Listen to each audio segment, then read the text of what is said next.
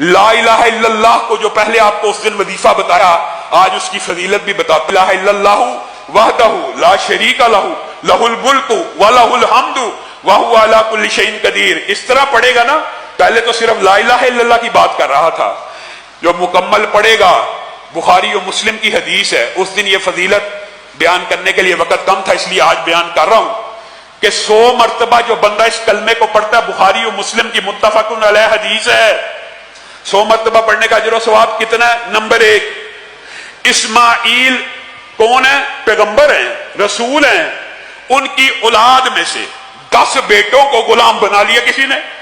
اب ان کو آزاد کروانے کے لیے ایک بندے نے پیسے لگائے، لاکھوں کروڑوں پیسے سے ان بندوں کو آزاد کروا لیا، اور ایک بندے نے صرف 100 مرتبہ لا الہ الا اللہ وحدہ لا شریک لہ لہ الملک ولہ الحمد وہو علی کل شیء قدیر پڑھا. نبی کریم صلی اللہ علیہ وسلم نے فرمایا اس بندے کے نامہ اعمال میں 10 اسماعیل کے غلام بیٹوں کو آزاد کرنے کا اجر و ثواب لکھ دیا جائے گا. کیا رسول اللہ کی بات پہ شک ہے؟ تو پڑھتے کیوں نہیں؟ وجہ کیا؟ ہمیں بس پرچی چاہیے، ہمیں بس نسخہ چاہیے، جو وہ دے، اور دے بھی کون؟ جو 20 سال سے نہایا نہیں، خود نہیں پڑھنا. یہ 100 مرتبہ پڑھیں گے تو اسماعیل کے 10 بیٹوں کی آزادی کا ثواب ہے. اور اسی پر بس ہے. بہت سے بھائی سوال پوچھتے ہیں، میں آج آپ کو شرح صدر کے ساتھ یہ بات کہتا ہوں، جادو جتنا مرضی پرانا ہو، شیطانی وسوسے جتنے زیادہ ہوں، بندش، رزق، نظر بد، اسیب، جادو، بدرو، آج کل یہ بھی ایک دھندا بن گیا ہے. اگرچہ رقیہ شریعہ اسلام میں ہے، لیکن اب میں نے دیکھا یہ ایک دھندا اور کاروبار بنتا جا رہا ہے. جتنا مرضی پرانا جادو و حدیث کے الفاظ کے اوپر غور کیجئے. نبی کریم صلی اللہ علیہ وسلم نے فرمایا 100 مرتبہ صبح پڑھے گا تو شام تک شیاطین اور جنات کے شر سے محفوظ ہو جائے گا. جادو کن 2 چیزوں سے ہوتا ہے؟ یا جنات کے ذریعے، کاہن اپنے جنات جو ان کے مددگار ہوتے ہیں ان کو بھیج کے بندے کو ڈسٹرب کرتے ہیں، یا الفاظ سے. الفاظ کے بھی اثرات ہوتے ہیں. آپ کسی بچے کو جس کے اندر کانفیڈنس نہ ہو، آپ اس کو کہتے رہے نا، بک اپ کرتے رہے، تو بڑا اچھا ہے، تو بڑا اچھا ہے، تو بڑا اچھا سنا رہا ہے، تو بڑا اچھا جا رہا ہے، تو بڑا اچھا پڑھ رہا ہے، تو صرف الفاظ کی وجہ سے اللہ تعالیٰ وہ بیماری دور کر دیتا ہے.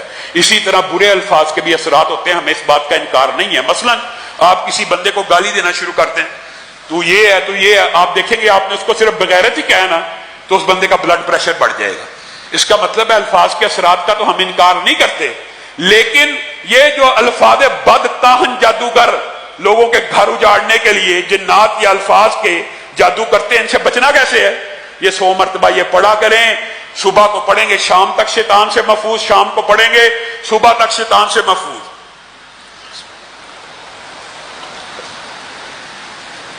اور صحیح ابن حبان کے اندر یہ بات بھی میں آپ کو بتاؤں، یہ اللہ کو بھی پتہ ہوتا ہے بندوں کا، اور رسول اللہ صلی اللہ علیہ وسلم بھی امت کی نفسیات شاید جانتے تھے. یہ تو متفق علیہ حدیث ہے، صحیح ہے. 100 مرتبہ پہلے کہا، لیکن ایک بندہ 100 مرتبہ نہیں پڑھ سکتا تو وہ کیا اس وظیفے سے محروم رہ جائے گا؟ نہیں.